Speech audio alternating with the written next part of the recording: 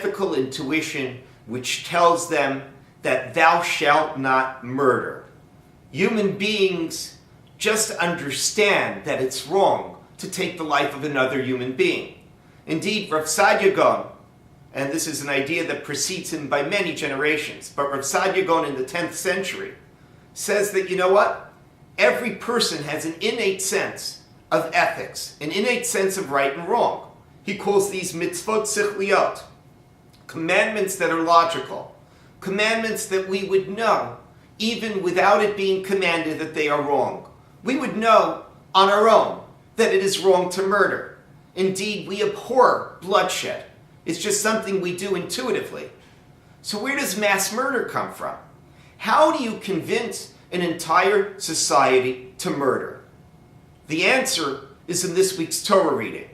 The first mass murderer in history is Pharaoh. Paro, the king in the time of the enslavement of the Jews, insists on going out and killing the male children of the Jews. This is the first mass murder in history. Now, Paro has a roadmap. He knows how he's going to get his society from being a basically decent society into becoming mass murderers. The first part of it is that it takes time. It's gradual. As the Ramban Nachmanides, the 13th century Spanish commentary to the Torah, notes, that first of all, it starts out with enslaving the Jews, but he doesn't even enslave the Jews immediately. First, he says that he's enlisting the Jews in national service. Then he turns it into a permanent national service and turns it into a slavery. Then he quietly decides that he's going to kill the male children with midwives. When the midwives refuse, he then expands the plan. He incorporates the entire Egyptian population and has the Egyptian population go and murder the Jewish boys. Now, how does Paro do this? Of course, it's being done gradually. But how does he get an entire society to move from being basically decent to becoming mass murderers? Now, the answer is really found directly in the Torah. He turns to his society and says, the Jews are a threat. The Jews are stronger than us. The Jews, if they have a chance, will fight against us and kill us and take all of our wealth. Paro understands that the gradual roadmap to mass murder is paved with propaganda. If you want to get a society from being basically decent to becoming mass murderers, you need to use a great deal of propaganda. Now, Paro's roadmap has been used many a time in history. Of course, during the Holocaust, before there were concentration camps, there was Goebbels. Joseph Goebbels, the minister of propaganda in Nazi Germany, paved the way for a society that may have had anti-Semitic attitudes, but never had the sense of mass murder in its blood, to turn the society of Germany into a group of mass murderers. What Goebbels did is that he tried to insist that the Jews are not human beings. He insisted that the Jews are out there to destroy the Germans. Indeed, as Saul Friedlander, in his exceptional history of Nazi Germany and the Jews, notes that in June 1935, Goebbels is still disappointed that his message hasn't fully infiltrated German society. And so he gets up and he gives a speech that he is upset. What is he upset by?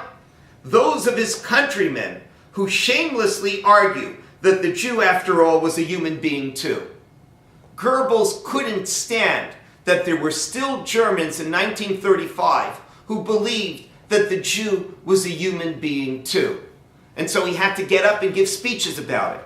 In his Der Stürmer, Goebbels replicated some of the worst libels against the Jews in human history. Of course, reproducing the blood libels of the Middle Ages, reproducing the protocols of the Elders of Zion, and of course, in his own particular unique way, putting forward caricatures of Jews as hook-nosed, hooded eyes, monsters, subhumans, and at the same time, superhuman.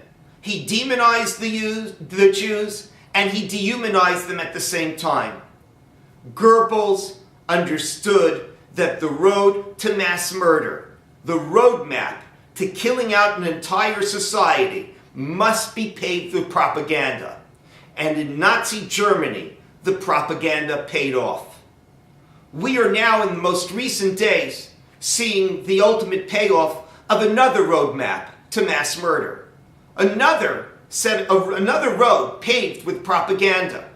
If we watch what's going on in Gaza, if we watch what's going on in the Palestinian areas in which there has been a frenzy of propaganda for the last 20 years, which has been whipping the population into hating not just Israel, but hating Jews, we now understand what's going on.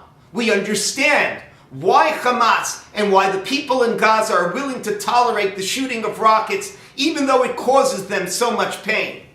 And if you look at this propaganda machine, you just look at some of the quotes, whether it be a Hamas video of a suicide terrorist about to go out and blow himself up sometime in February 2006. And this is what he says. My message to the loathed Jews is that there is no God but Allah. We will chase you everywhere. We are a nation that drinks blood, and we know that there is no blood better than the blood of Jews. Here is a suicide bomber, a terrorist, romanticizing not just murder, but drinking the blood of his victims. Or take a more recent set of footage from Hamas TV of a group of female suicide bombers. And this aired on Al-Aqsa TV on December 30th, 2008. And here they say, we are the daughters of Palestine, the daughters of steadfast Gaza. We will set out booby-trapped. We will blow up ourselves among those traitors, those apes and pigs. Here you have another piece of propaganda, dehumanizing the Jews, apes and pigs. Now you wonder, after propaganda that encourages bloodlust, you wonder after propaganda that says that the Jews are not true human beings, they are apes and pigs. And of course, the propaganda is not just aimed at adults. You have that wonderful, cuddly, Mickey Mouse type character on Palestinian children's TV, Pharoah, who encourages children to become suicide bombers. And of course, you have all of the textbooks that talk about the glories of being a shaheed. After all of this propaganda, what do you think the road is going to lead to? This propaganda is the roadmap to mass murder. What the Palestinians have been doing is they have been encouraging themselves to even kill themselves, as long as it kills a Jew with them. They have been encouraging their own people to destroy themselves, provided that they can destroy a Jew at the same time. And unfortunately, what we see now is the ultimate outcome of this terrible propaganda. We see that Gaza itself is intent on becoming a suicide bomber. It is willing to shoot rockets at Israel, even if it means that Gaza itself will be destroyed by those rockets. They don't care. Why don't they care? Because they have been whipped into a frenzy of bloodlust. They have been whipped into a frenzy of bloodlust through the propaganda. Propaganda is the roadmap to hatred. Propaganda is the roadmap to mass murder. And that is the roadmap that Pharaoh followed, and it is the roadmap that Hitler followed, and now it's the roadmap that Hamas is following as well.